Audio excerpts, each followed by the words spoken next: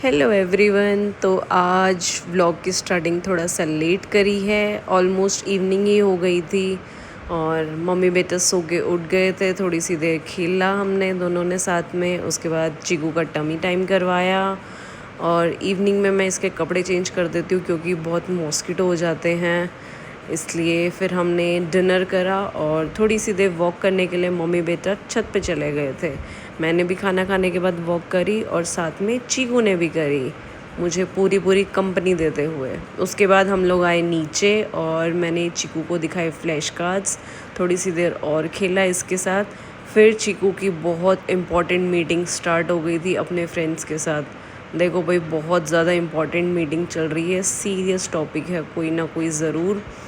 और ये देखो, सबको बुलाया हुआ अपनी मीटिंग में। उसके बाद चीकू मैडम सो गई थी जल्दी से ही। तो वह मिलते हैं फिर कल के ब्लॉग में। Bye bye.